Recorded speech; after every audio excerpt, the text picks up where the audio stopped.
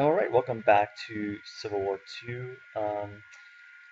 Take you through our main decisions in this turn. It's actually late April of 1861, and we kind of just regroup back in South Carolina. So basically, Beauregard is going to go up to the northeast and meet the rest of the South Carolina forces in South Carolina.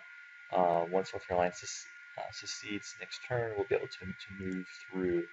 We actually got a little lucky here in that we captured the fort battery without it being destroyed.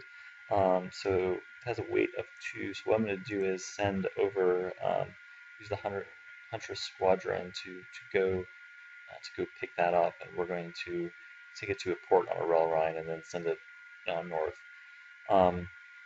Let's take a look at Virginia.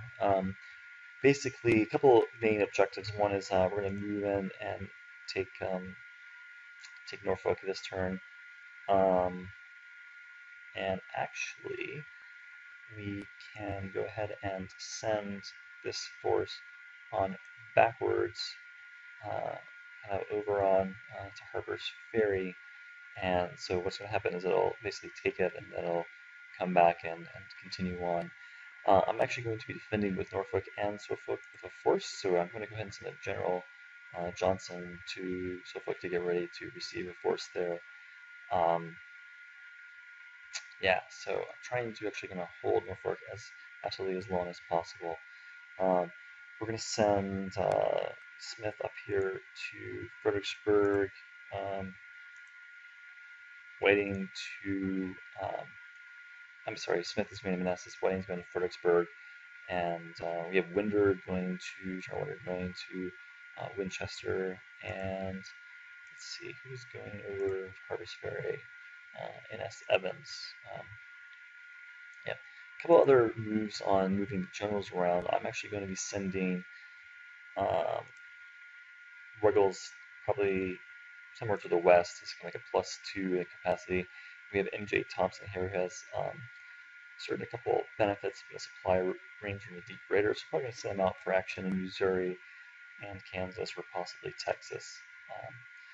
Otherwise, there's really nothing else happening. I am going for war bonds, and I've, as you can see, we can't actually purchase anything else other than gunboats. No decisions at this time. We still have one small brigade in Charleston getting ready, and so I've gone ahead and I'm buying one battery of replacing a light artillery and one of line infantry. I'm actually going to try to limit my replacements because my main objective in building up is going to be actually in kind of Springfield here. I want to really be able to hold Springfield as I maintain that hold in Missouri. So once we are able to build forces next turn, that's going to be what my main objective as far as building will be.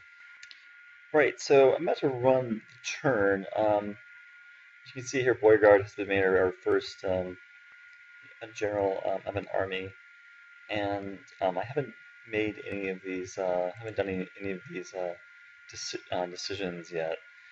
So let's run the turn and see what happens. Not necessarily really expecting a battle. I'm trying to think when the Union can go for Harper's Ferry. It might be this turn, but it might be next turn.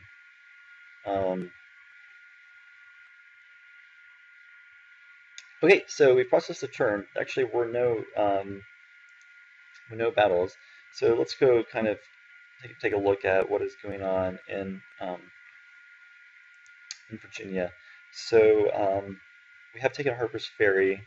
We actually, I'm not sure if we actually had it or forces. I think we actually controlled it already, but now we actually have a force there.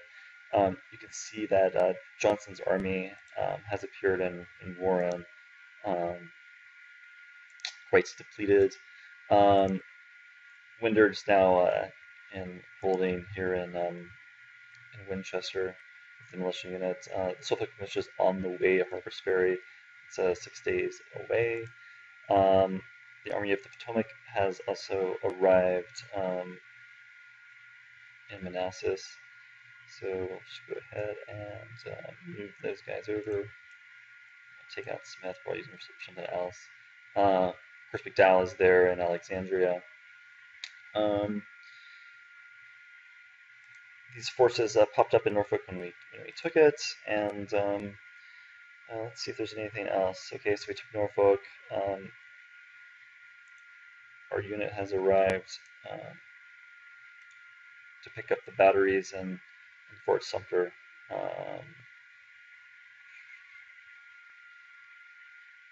And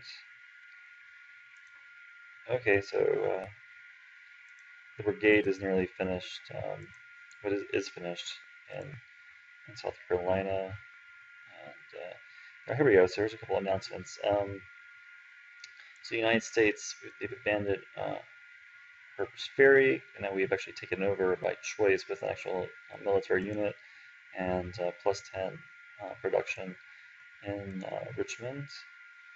The Union has declared a complete blockade, which we issue our bonds. Arkansas and Tennessee have seceded, and North Carolina still has not, so we're going to have to wait at least another turn to move those forces through there. So that is one of the challenges with the South Carolina forest. Players trying to get it at least to Virginia as soon as possible. If that's what you want to do with it, in this case I did, you basically have to sit there until they decide to secede. Okay, so I'll think about the moves for the next turn and see what happens. National morale is now up to 106. Probably because we took Norfolk is what I'm guessing. Be the main cause of that. All right, see you next time.